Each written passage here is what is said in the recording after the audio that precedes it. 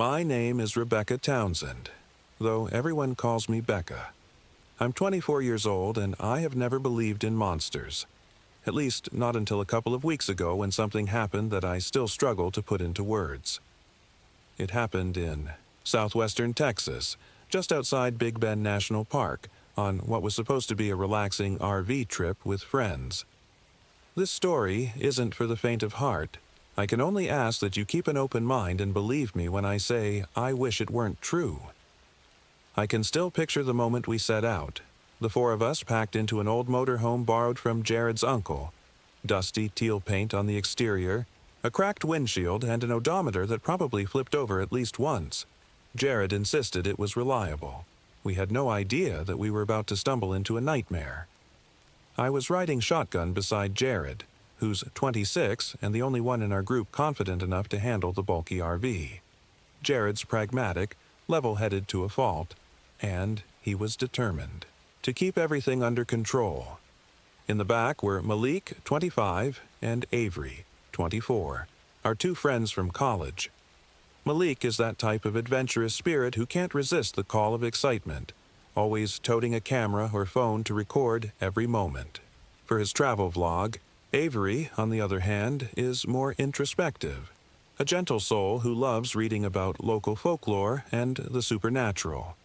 She's prone to believing in things most of us consider myths or silly campfire tales.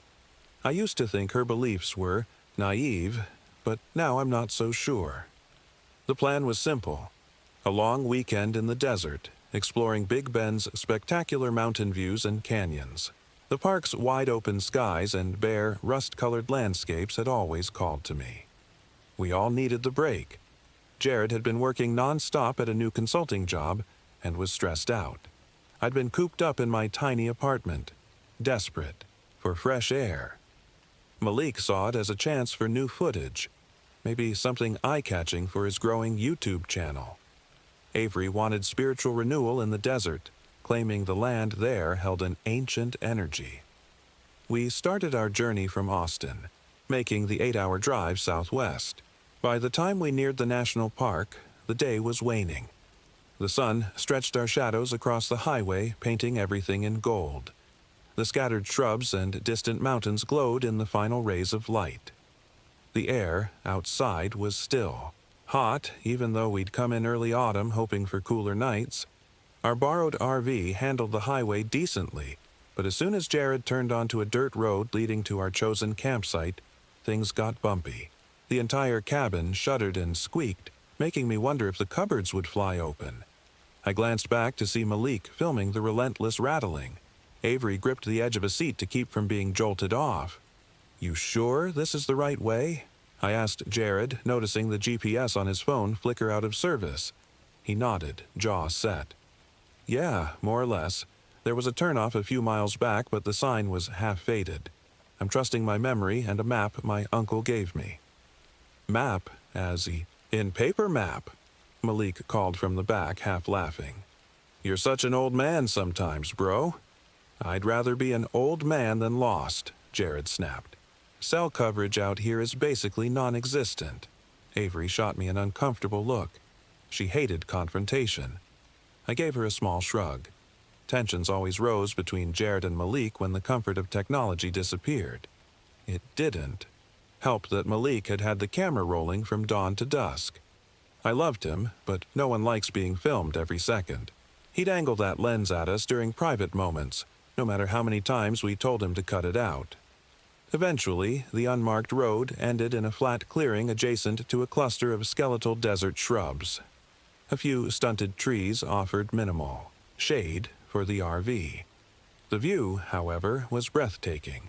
The jagged outlines of distant mountains, a sky so big it felt like it could swallow us. We climbed out, stretching cramped muscles, and started setting up for the night. The old generator coughed to life, sputtering every few minutes. Jared tinkered with it, cursing under his breath, but managed to keep it running. Darkness fell faster out there than I'd anticipated. We put together a hasty dinner of canned chili and cornbread, lit a small fire outside, and sat in folding chairs around the crackling flames. The desert night was strangely quiet, except for the soft hush of the wind. A scattering of stars emerged above us, brighter than anything I'd seen back home. Malik propped his camera on a tripod, pointing at us. "Just pretend it's not there," he said, fiddling with the settings. "I want to capture the vibe, you know, the wild desert spirit." Jared just shook his head. "I guess we'll be starring in your next viral video." "Or a documentary," Avery said softly. She pulled her knees to her chest, gazing at the flickering fire. "There's so much history here, so many stories." I nudged her foot gently. "What kind of stories?" Her eyes shimmered in the firelight. "Oh, you know. There are legends of lost miners' ghosts near the Rio Grande, rumors of witches in remote border towns, and the Navajo have their tales of skinwalkers." I felt a brief chill run down my spine at the word skinwalker, even though I didn't really believe in that stuff. Avery described them as malevolent shapeshifters capable of taking on animal forms and mimicking voices to lure unsuspecting victims. It sounded like a fairy tale, but in the quiet hush of the desert, something about it felt unsettling. Jared rolled his eyes, but Malik's ears perked up. "Skinwalkers, huh? That'd make for some insane footage," he said with a grin, then switched off his camera. "Come on, Avery, spill the details. What do they look like?" She gave a tiny shrug. "Legend says they can appear part animal, part human. Sometimes they're described as horrifying, emaciated forms that move in unnatural ways. They might be able to mimic the voices of people you know." Jared snorted. "Sounds like a coyote with a sore throat, or stories to keep kids from wandering out at night." Avery clammed up, clearly stung by his dismissive tone. I changed the subject, asking about our plans for the next day. Some hiking in Big Bend, maybe a short trek along the Rio Grande. We eventually turned in. The RV's overhead lights flickered when we tried to switch them on. The battery meter kept dancing between half and near dead, which didn't inspire confidence. Jared concluded it was a faulty gauge and declared we'd be fine until morning. I fell asleep in my makeshift bunk to the thrumming of the generator. At some point in the night, a noise woke me up. It was a distant howl, guttural and low. At first I thought it was a coyote, but it sounded off, too deep. Then it came again, closer this time, echoing through the emptiness. The hair on my arms stood on end. My heart pounded as I strained to hear more. Another sound drifted in, like a scraping of claws on hard earth, or maybe it was just the wind scraping the RV's exterior. After a few minutes of tense silence, I convinced myself I was letting Avery's stories get to me. I eventually managed to drift off again.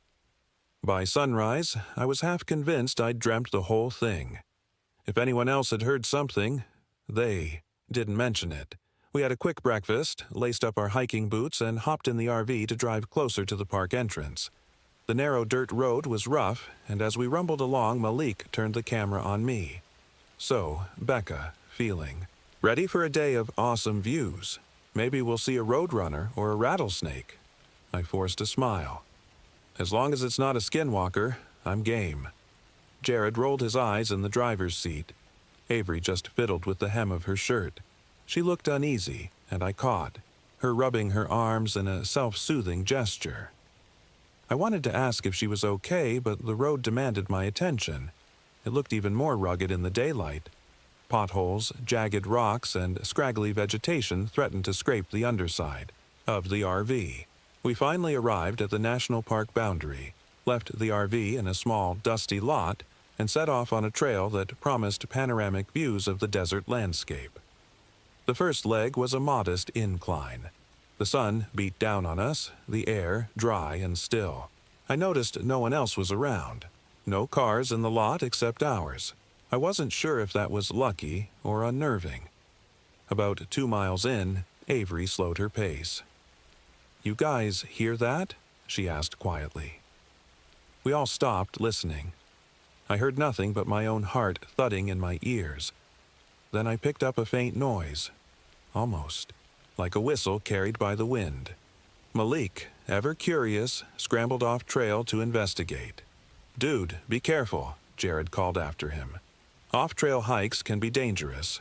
But Malik was already bounding over a small ridge, camera in hand. Avery and I exchanged a worried look, then followed. Beyond the ridge lay a small dry creek bed littered with rocks and brush. Malik was crouched there, adjusting his lens.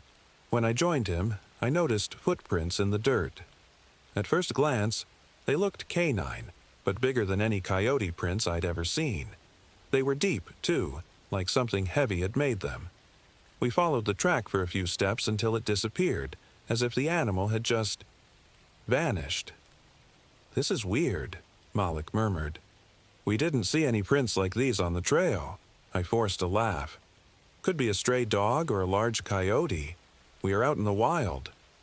Avery bent down to touch the edge of the print. She frowned. "There's something off about the shape. See here? The indentations look almost like elongated fingers. It's not a normal paw." Jared shook his head. "We'll bring the footage to a park ranger if you want, but it's probably just a deformity or some trick of wind erosion."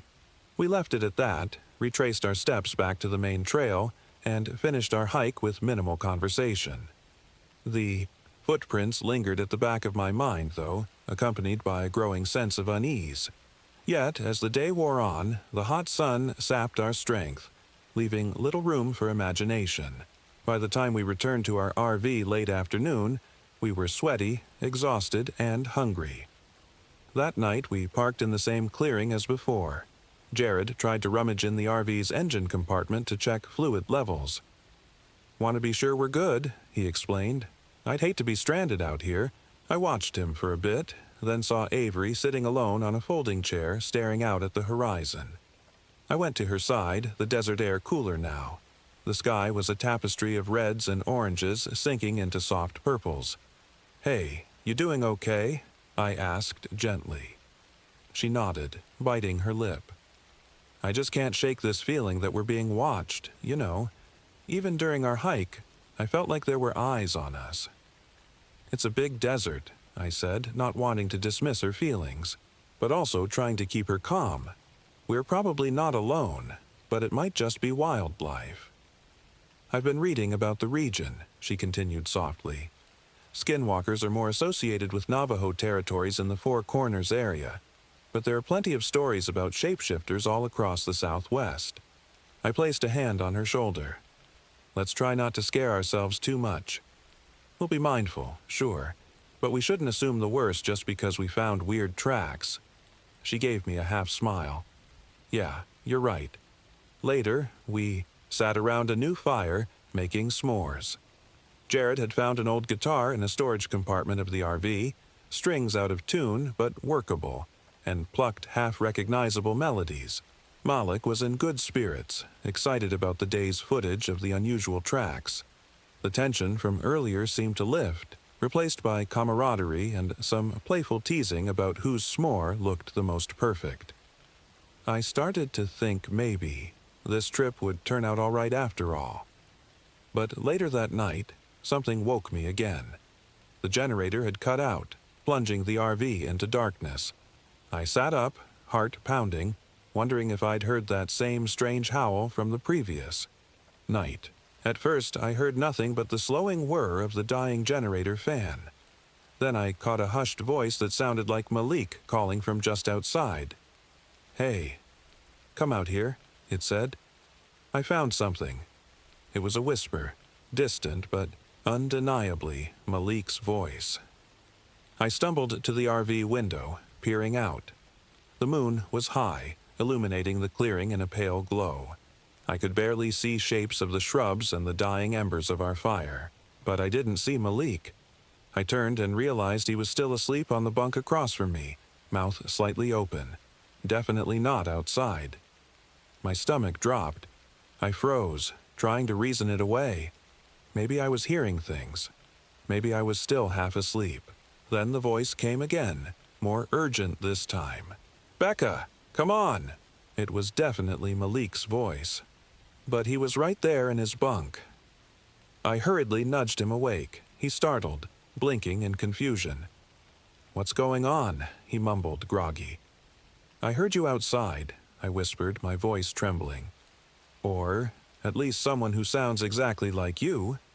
Malik's eyes widened, and now Avery stirred, her bunk directly behind him. "What?" she asked, sitting up. Jared woke too, rubbing the sleep from his eyes. When I repeated what I'd heard, he scowled. "You're sure?" I nodded vigorously. "It was your voice, Malik, calling for me to come out. I swear it." We all stayed deathly quiet, listening. A moment later, we heard slow, deliberate footsteps around the RV, crunching sand underfoot. Then there was a raking sound. Nails. Or claws scraping along the RV's side. The hairs on the back of my neck rose.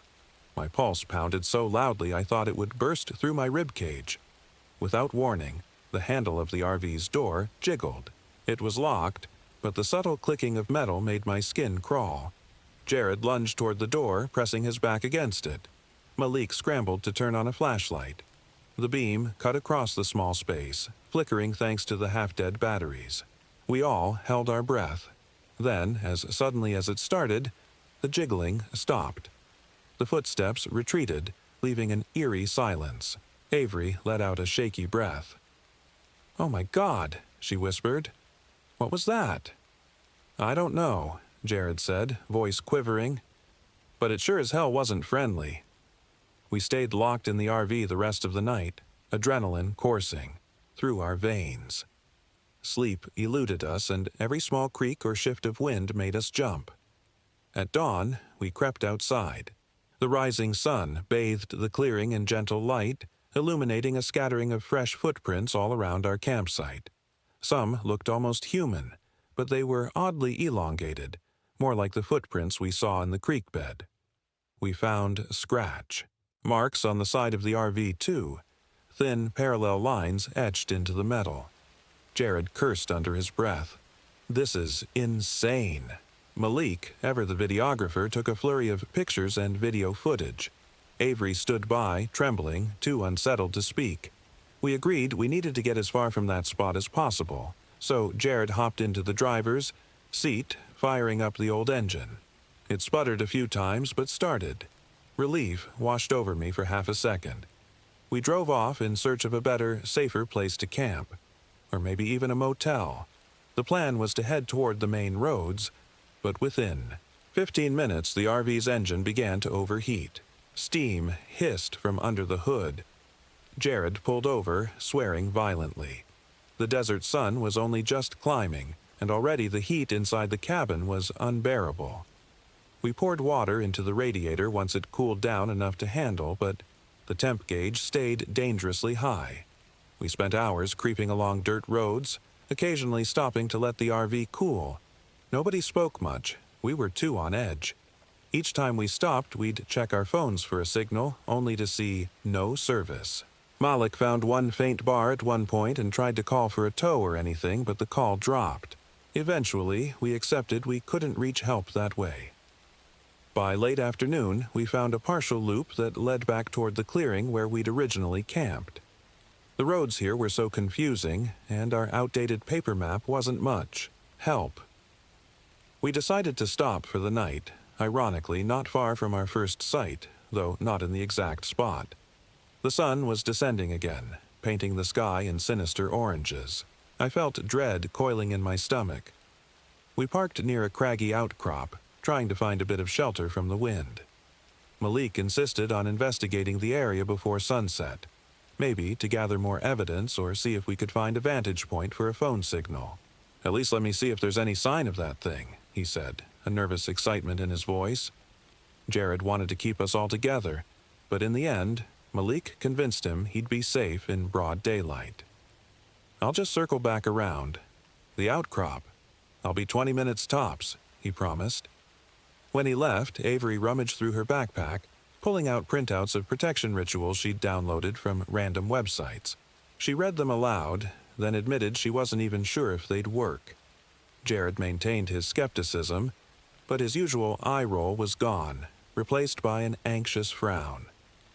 I asked Avery to walk me through some of these supposed chants or prayers. Whether they worked or not, It gave me a small sense of control. Time stretched on, more than 20 minutes. We started calling out for Malik, but no response. Avery's eyes flashed with fear. Jared grabbed the only weapon we had, a flare gun. We each took flashlights, which flickered as if the batteries were nearly drained, and began searching. We found Malik's footprints leading around the craggy rocks, then descending into a shallow depression in the landscape. We found him at the bottom of a sloping ravine, sitting on a large stone. He wasn't filming. His camera lay on the ground, cracked. He clutched his right arm, which was scratched and bleeding. "Malik!" I yelled, rushing forward. "What happened?" He lifted his head, eyes wild. It came out of nowhere. I don't even know how to describe it. Avery and Jared caught up, shining flashlights around us even though the sun was dipping low in the sky, not fully gone yet. It was a weird, in-between time. Malik tried to stand, and we helped him. Blood trickled from a shallow gash on his forearm. "Something knocked me down," he said, voice shaking. "Or swiped at me. It was tall, taller than me by a foot. Skinny. It looked like it was half coyote, half person." My mouth went dry. "We need to get you back to the RV. Let's go." As we hurried him back, he kept glancing over his shoulder, as though expecting the creature to lunge out from behind a rock. He kept repeating that it looked right into his eyes, so close he could smell its foul breath. Halfway up the slope, we heard a low, guttural growl echo across the desert. We froze. Jared fumbled, cocking the flare gun. For a moment, I feared we'd see that monstrous shape bounding toward us, but nothing else came. We quickened our steps, hearts pounding. By the time we reached the RV, the sun had finally disappeared below the horizon, leaving only a sliver of light in the sky. We piled inside. Avery grabbed the first aid kit, cleaning and bandaging Malik's wound. We locked all the doors, yanking the flimsy blinds over the windows. Outside was blackness except for the faint glow of a crescent moon. The generator wouldn't start at all now, so we had only flashlights. Our breath felt too loud in the cramped cabin. I kept seeing the scratch marks on Malik's arm every time my flashlight flicked his way. Jared stared at the door as if expecting it to burst open. If that thing tries to break in... Malik's breathing quickened. We could try to scare it off with the flare gun. I tried to sound brave. "We'll do whatever it takes. Let's just keep quiet," and before I could finish, we heard a sound like nails raking across the exterior of the RV again. It started on one side, then circled around to the back. Slow, deliberate. We all tensed. Avery whispered something. Under her breath, one of those protective chants, I realized. My heart thundered. Then we heard it. My voice, calling out from somewhere in the darkness. "Let me in. It's so cold." Jared's eyes widened. "Becca?" I swallowed hard. "I'm right here. That's not me." Avery squeezed my hand, trembling. We listened in shock as the voice repeated itself, a perfect imitation of me. Jared cursed. "It's messing with us. It can mimic voices. Just like Avery said." The door handle shook violently, rattling in its socket. Jared raised the flare gun, aimed it at the door from a few feet away. His hands trembled, sweat beading on his forehead. "One more step," he muttered. And, "I'll shoot." A raspy laugh sounded from outside.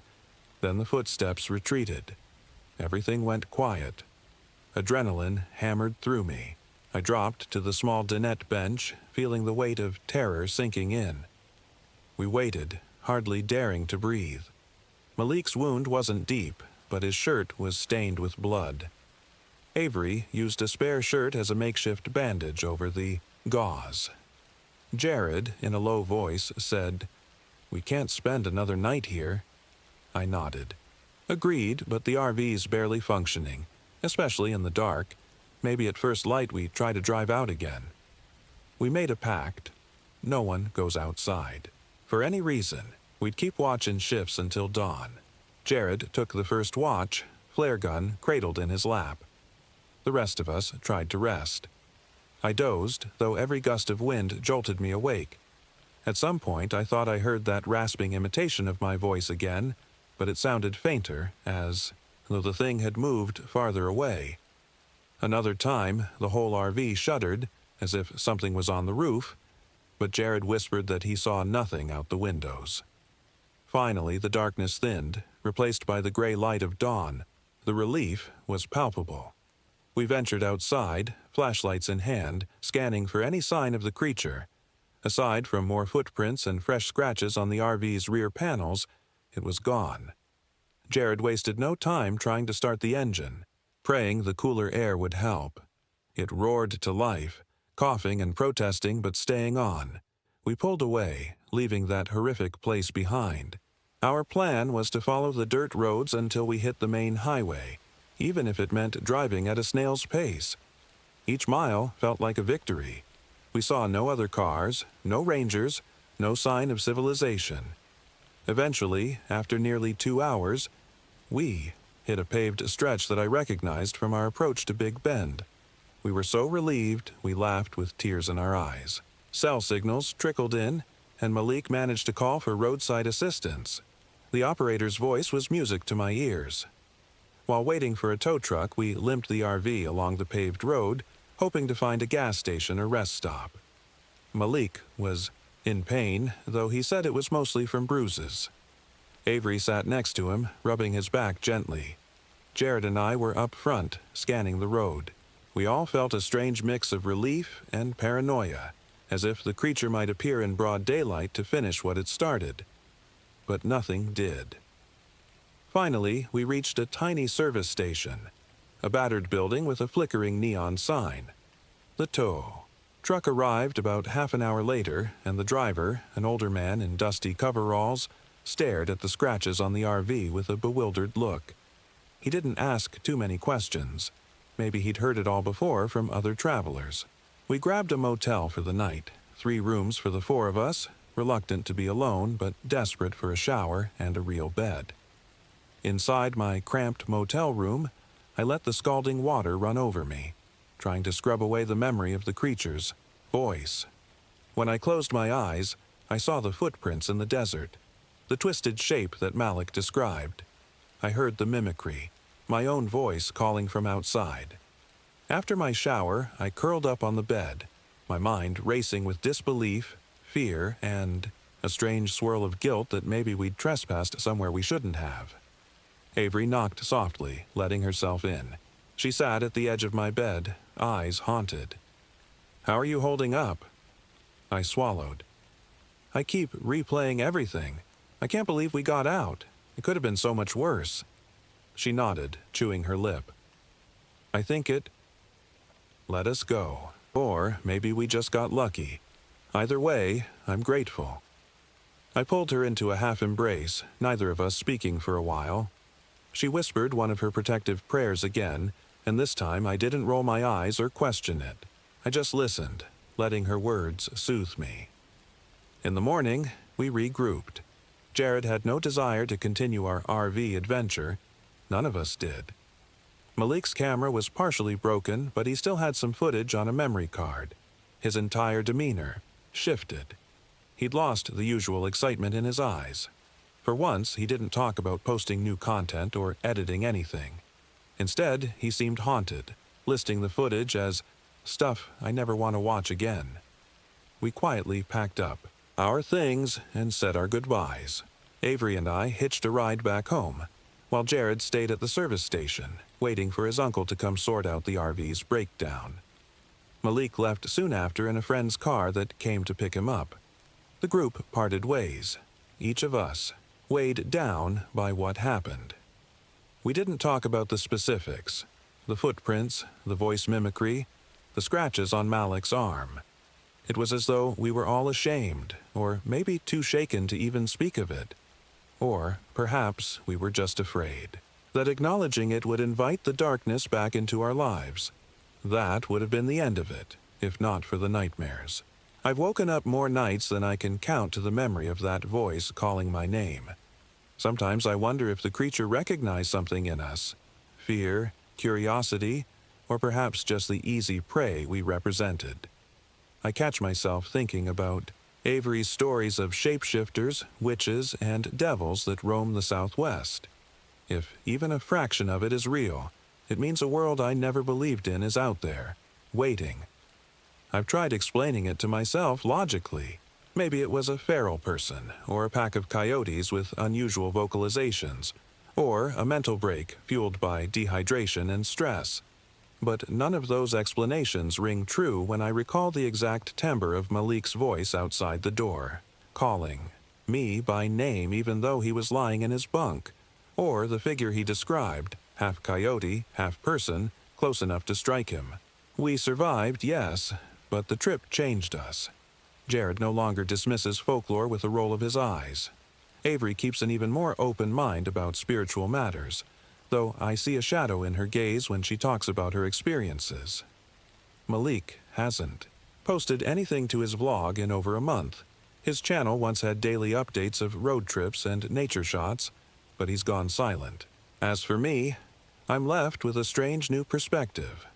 The desert's beauty is matched only by the things that lurk there, unseen until they decide to make themselves known.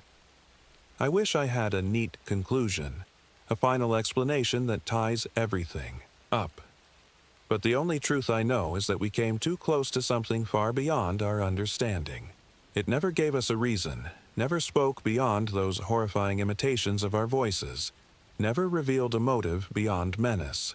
All I can do is relay our story with as much honesty as possible, and hope that if anyone else hears distant howls in the desert night or finds footprints that vanish into thin air, they'll remember our tale, and maybe they'll turn around and run before it's too late. I'm 24 years old, and I've learned more about fear than I ever cared to. If I can impart one bit of advice from this harrowing ordeal, it's this.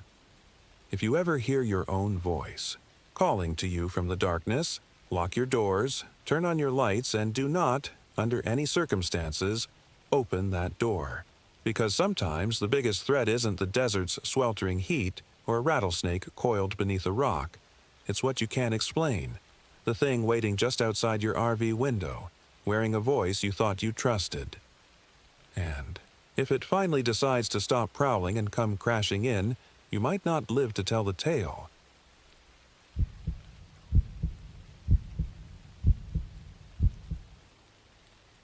My name is Sam Carter, and I'm 28 years old. I've been traveling alone in my battered old RV for nearly 4 months now, crisscrossing the country in search of, well, I'm not entirely sure. Maybe in search of peace. Maybe in search of myself. Maybe just in search of anywhere that didn't remind me of my younger sister, who died just under a year ago. I thought running from those memories would eventually quiet them. But pain has a way of hitchhiking with you. This happened in Maine, near Acadia National Park, when I decided to park my RV on the outskirts of the woodland close to a small, nameless lake. I'd made my way there in late summer, drawn by the crisp breeze rolling off the Atlantic and the promise of solitude. One of my few joys lately has been the hush that descends when you find yourself alone in nature, miles from the traffic, the chain stores, the day-to-day madness. I'd found that hush in the forests of Maine, or so I thought. The day I arrived, clouds scudded across a pale blue sky, and the leaves on the birches and maples stirred in the wind. The forest was dappled with sunlight, a mix of golden warmth and deep, shifting shadow. I maneuvered my RV down a narrow dirt path that ended in a half-circle clearing near the lake. Towering pines edged the clearing, their trunks thick with age and half-draped in moss. A lonely loon called in the distance, its cry echoing off the water. I turned off my engine and stepped outside. The quiet was so profound it settled into my bones. No other vehicles were around. It was perfect. A place to be alone with my thoughts, to scribble in my journal, to let the deep ache of my sister's memory pulse in and out without having to put on a brave face for anyone else. As I stretched my legs, I spotted a small wooden sign hammered to a tree, Park Boundary, Ranger Station 8 miles west. That was good to know. If anything went wrong, the station was close enough to reach on foot, theoretically. I wasn't planning to test that out, but it comforted me to know that I wasn't too far from help. I spent the afternoon setting up. Camp. My RV is basically a small apartment on wheels, but I like to have a folding chair and table outside. I also have a collapsible kayak that I keep strapped to the roof rack. It's light enough for me to carry to the water. I planned on gliding across the lake at sunset. The water looked glassy, reflecting the thick ring of evergreens that guarded its shore. But even as I set up my little outdoor space, I felt a subtle unease I couldn't explain. The air was fresh, yes, but there was a strange pressure in it, like a storm might be rolling in. The birdsong seemed sporadic, moments of frenetic chirping interrupted by sudden silences. I chalked it up to my own overactive imagination. Late. That afternoon, a figure emerged from the tree line. She was tall and lean, dressed in a ranger's uniform, green pants, khaki shirt, a wide-brimmed hat. I greeted her with a cautious wave. She didn't quite smile back, but offered a polite nod. "You must be new to the area," she said, stepping closer. "I'm Ranger Dina Westcott." She had a clipboard tucked under her arm and a walkie-talkie on her belt. "Sam Carter," I replied. "Just arrived. Hope it's all right to camp here. The sign says it's public land." She nodded. "It is. Not a lot of folks come this far out, though. You sure you want to be all alone?" "I came here for the solitude," I admitted. "Fair. Enough." She scuffed the toe of her boot on a patch of dirt. "Just, be aware. We've had some strange reports lately. Campers hearing odd noises at night. A fisherman said he saw a figure wandering near the water." "An animal?" I asked, trying to keep my tone steady. She shrugged, not meeting my eyes. "Could be anything, but if you spot anything unusual, come find me at the ranger station. You'll see the sign off the main route." I nodded, promising to let her know. She gave my RV a last glance as if making sure it wasn't an environmental hazard, then disappeared back through the trees. That was my first inkling that maybe this picturesque spot harbored something more than scenic vistas. Still, I managed to relax for a while after she left. I read a few pages of a book, made coffee on my small propane stove, and then decided to try out the kayak before dusk. I grabbed the kayak from the roof, unfolded it at the water's edge, and paddled out. The lake was still and silent. The Yen, reflection of the setting sun turning the sky into watery ribbons of pink and orange. I sat in the middle of the lake for what felt like an hour, letting the lapping of the water soothe me. Back on shore, the last bits of daylight faded. I noticed the temperature dropped more sharply than I expected, so I headed into the RV to grab a thicker jacket. I flipped on the overhead light, but it was strangely dim. A quick check of my battery. Monitor showed it at half capacity, which was odd because I'd driven enough that day to give it a full charge. I made a mental note to investigate later. For now, I used a lantern and heated up a can of soup. It was quiet, peaceful. Or so I thought. Around 10 o'clock, I felt an abrupt shift. The wind picked up, rustling the pines in harsh whispers. My RV lights flickered and my lantern hissed. I peered out my window, seeing nothing but darkness. Yet I got that same prickling on the back of my neck I used to get when I'd walk alone on a dark street at night. Someone or something watching.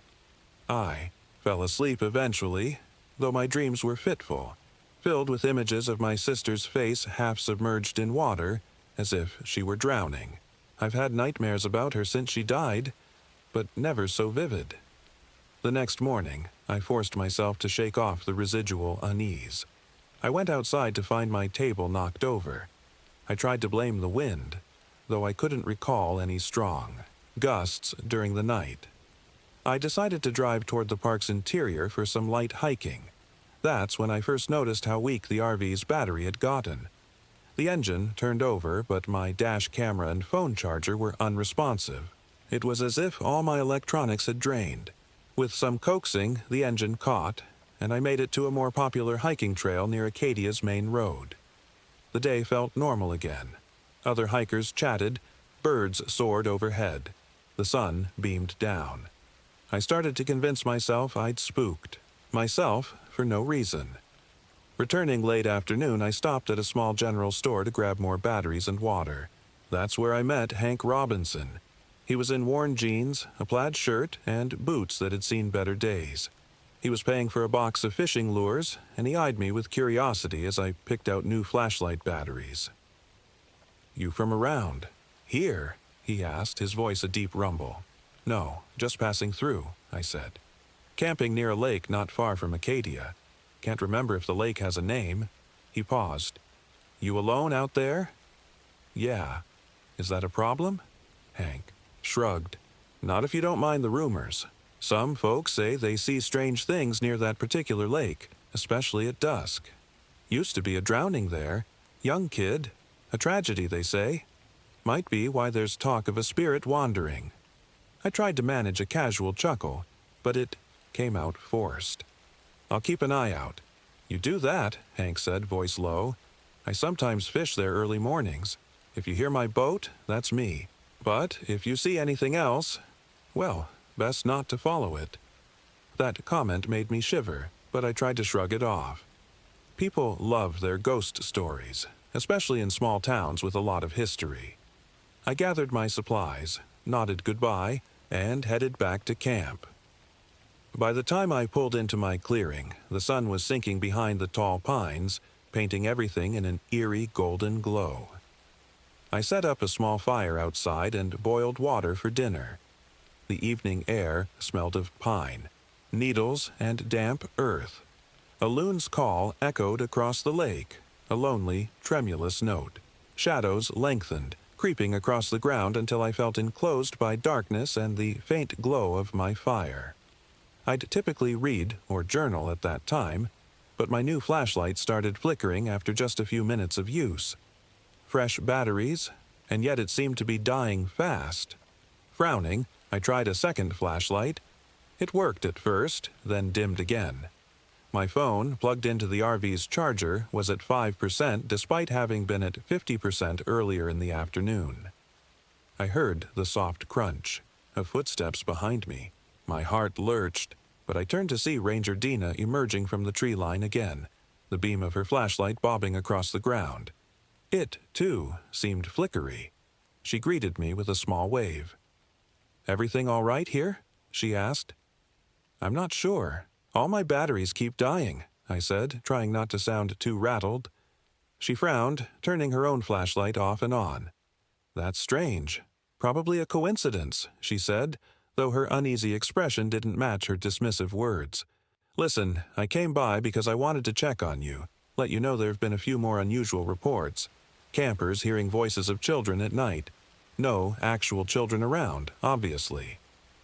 The wind gusted, sending embers from my fire swirling. "Voices of children?" "Yeah, folks claim they've heard giggling or crying. One family thought they saw footprints leading into the lake, but when they followed, they disappeared." She exhaled slowly. "I don't mean to spook you. Could be an animal that sounds like a child crying, but I guess I just wanted to advise caution." I thanked her for the warning. She walked back into the trees, her beam jittery in the thickening darkness. I felt more alone than ever.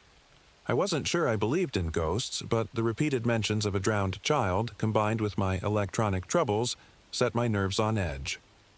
That night I felt reluctant to stay outside, so I retreated to the RV. I locked the door and double-checked the windows. My overhead lights flickered in that same maddening way. I sat at the small dinette, flipping through an old photo album of my sister, wishing she were there to laugh about my nerves. The old ache returned, pressing down on my heart. Sometime after midnight, a tapping sound pulled me from a light doze. I blinked in confusion, listening. The tapping came again, like fingernails rapping on glass. Slowly, my pulse thundering, I turned my overhead light off. The windows were dark squares, reflecting only my own pale face. Another tap, this time from a different window near the driver's seat. I mustered the courage to peek. Outside was pure blackness, No moon, no starlight sneaking through the pines. Then, faintly, I heard what could have been a giggle, a soft, almost playful sound. My heart practically vaulted into my throat. I pressed my forehead to the glass, eyes straining. I saw something move, a smaller figure stepping just out of view. With my hand shaking, I flicked on my flashlight. It sputtered, but remained on enough to cast a beam outside. The shadows parted just a little, revealing nothing but the trunk of a pine. No footprints, no child. Still, that sense of being watched clung to me like a cold sweat. Adrenaline kept me awake the rest of the night. At first light, I rushed out to check around the RV. The ground was soft with dew, but sure enough there were prints. Barefoot, small, a child's size. They led around the back of the RV, then veered off toward the lake. I followed them with a mixture of dread and curiosity, making my way through tall grass until I reached the water's edge. The footprints disappeared at the shore, as though the child had walked straight into the lake. I stood there, the gentle lapping of the water filling my ears, a queasy feeling twisting my stomach. When I returned to my campsite, I heard rustling at the tree line. Hank Robinson stepped out, carrying a fishing rod and a tackle box. He looked at me, then at the footprints I'd been following. "Guess you saw them," he said quietly, as though we were discussing the weather. "I've been out on the lake since dawn. Didn't catch anything but a chill." "What the hell is going on?" I whispered. "Why are there child-sized footprints leading into the water?" He sighed. "Years ago, maybe 15 or so, a local boy drowned. Some say it was an accident, others say his parents were irresponsible. Nobody knows for sure. Since then, rumors swirl. A child's spirit calls out to folks, leading them astray or scaring them half to death." I shivered, hugging my arms around my chest. "You believe that?" "I don't know what I believe. I just know I've seen stuff on that lake that defies reason. Shadows, shapes that vanish. Let me give you some advice, friend. If you see or hear anything, do not follow. Sometimes that child calls for help. Don't listen." With that, Hank walked away, leaving me more unsettled than ever. I spent the afternoon torn between leaving right then and not letting a ghost story chase me away. Rationally, it all sounded absurd. Spirits, ghostly footprints. Yet I couldn't argue with the evidence I saw before my eyes. The footprints, the batteries draining, the strange tapping on my windows.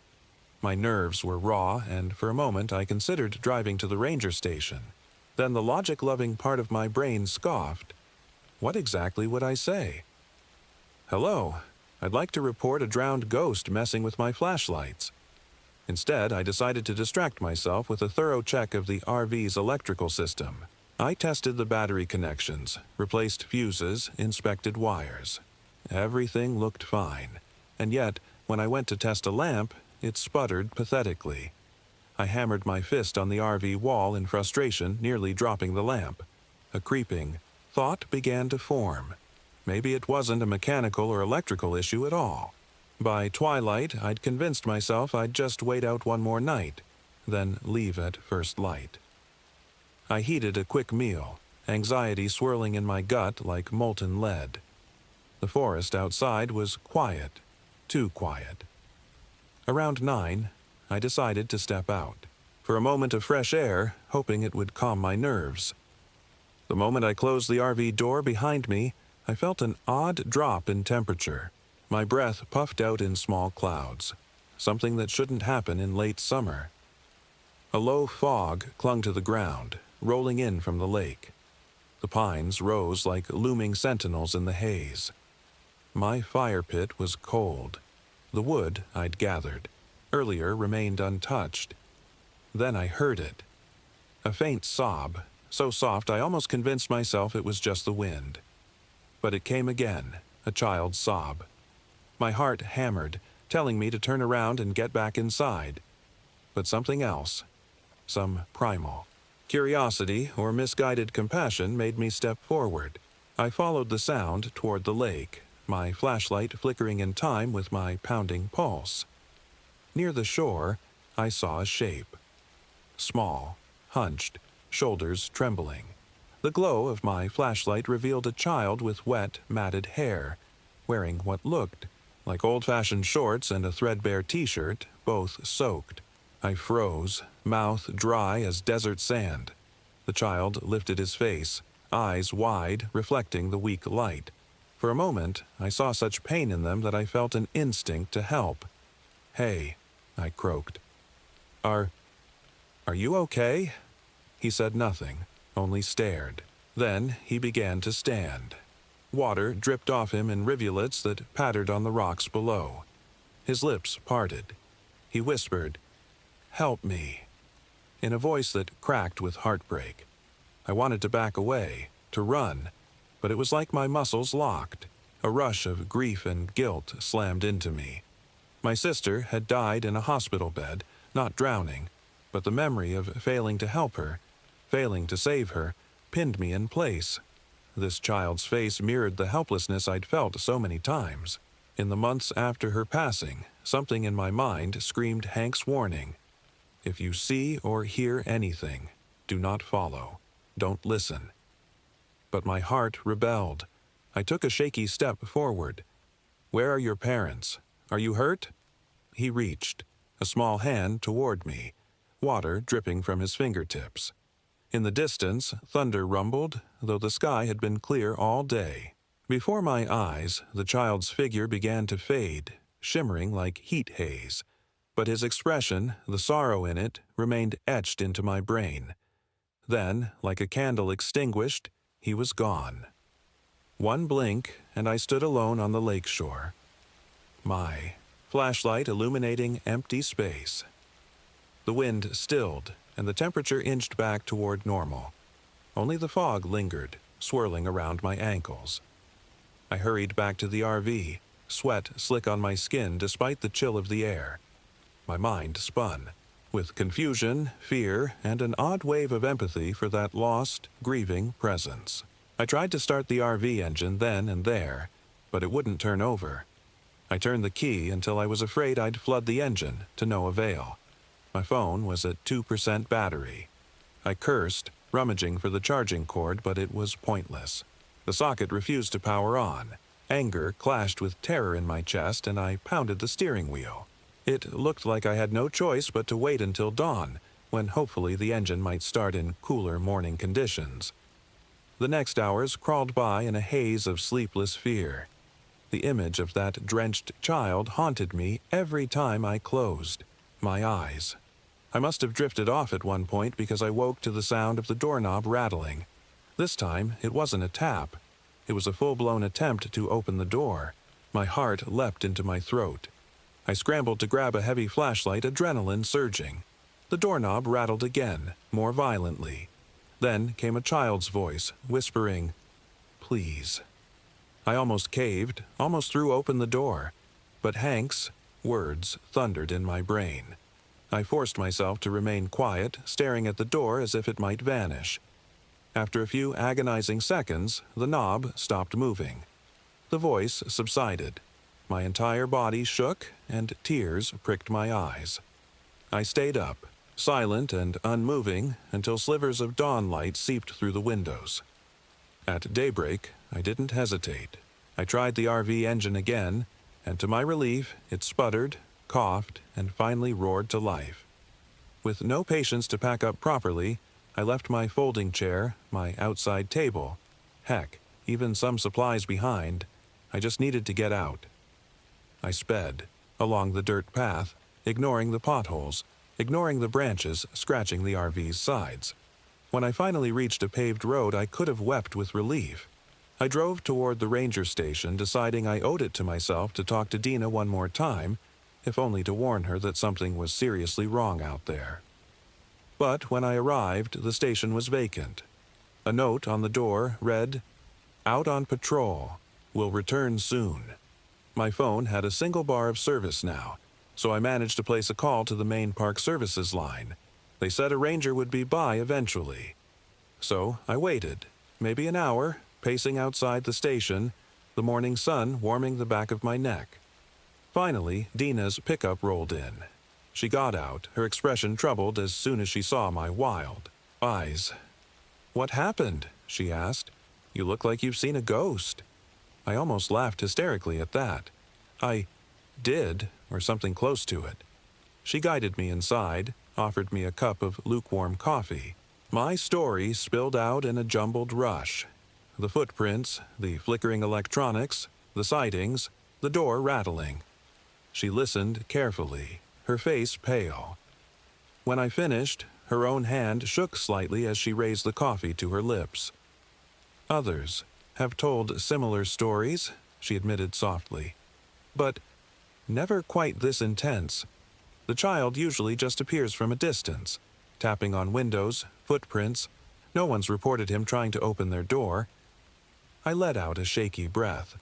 "What do we do? How do we get rid of him?" She hesitated. "Hank told me once that maybe the child's spirit is just lost, seeking help or closure. Sometimes these tragedies leave a mark on a place." I stared into my coffee. My sister's face rose unbidden in my mind. I understood grief intimately, how it lingers, refuses to let go. For some reason, that stirred a spark of compassion. Would it help if I tried to give him closure? She looked uncertain but nodded slowly. Some believe that acknowledging the tragedy, maybe creating a memorial or saying a few words, can help spirits move on. But that's folklore, not park protocol. I stood, the coffee cup nearly slipping from my sweaty palm. "I don't know what else to do." A flicker of worry crossed her face. "Be careful. If you go back there..." "Are you sure?" I wasn't sure at all. But something in me, some guilt-ridden part that couldn't save my own sister, felt compelled to do something.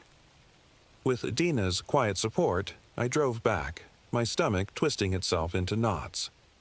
It was midday when I arrived at the lake again, the forest no less intimidating in the bright sun. I parked the RV in the same clearing, ignoring the goosebumps that prickled my arms. I found a flat stone near the shore where I'd seen the child vanish.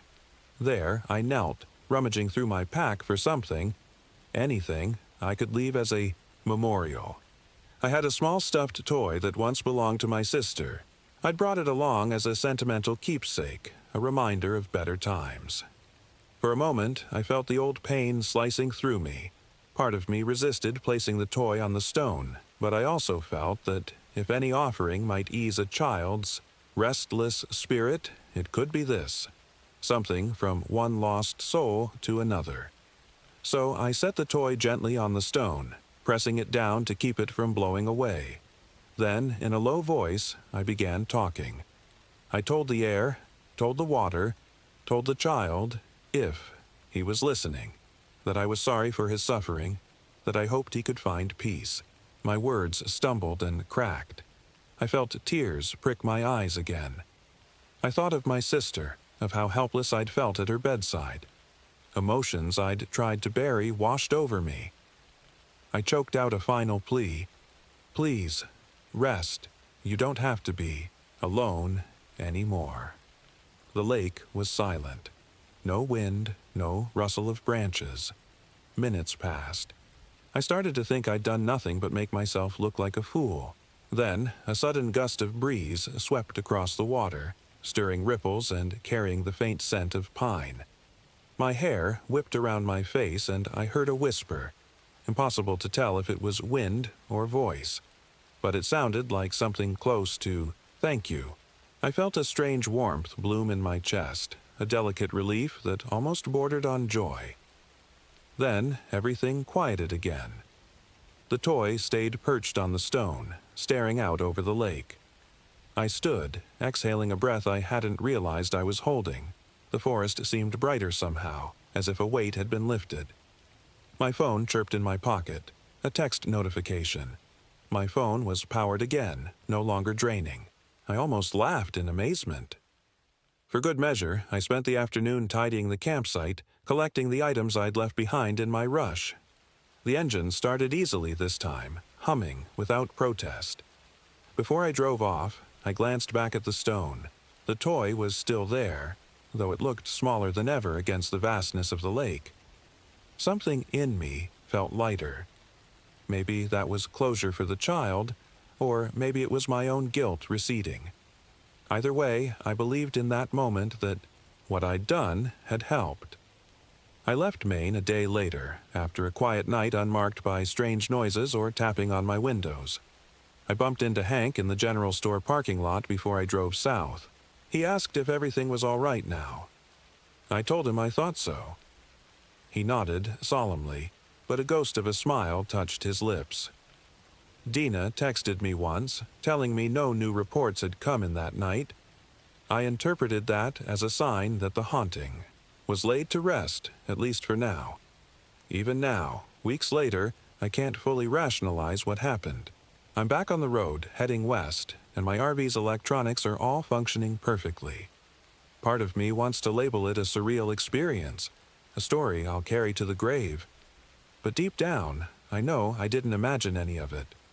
Sometimes, late at night when the wind shifts, I recall that child's eyes, or the cold, wet footprints leading into the water. I still see my sister's smile in my mind's eye, too, but the memory hurts a little less. Maybe helping that wandering spirit was also a way for me to acknowledge my own unresolved grief. All I can offer is this account, told as best I can recall, hoping that if anyone else stumbles on that lonely lakeshore in Maine, they'll be careful.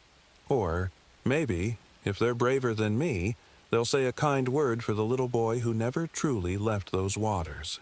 I like to think he's at peace now, free from the sorrow that kept him tethered. As for me, I'll keep traveling. Perhaps I'm not running anymore. Perhaps I'm just moving forward. It's a fine distinction, but it feels real to me. And sometimes that's all we can ask of life, to keep moving forward no matter how dark the nights or how lost we feel. My name is Sam Carter, and I'm 28 years old. I'm still out here, on the open road, in an RV that no longer flickers in the night. But I haven't forgotten the whispering woods of Maine, or the unseen child who tapped on my window. Maybe he just needed someone to listen, and to finally say goodbye.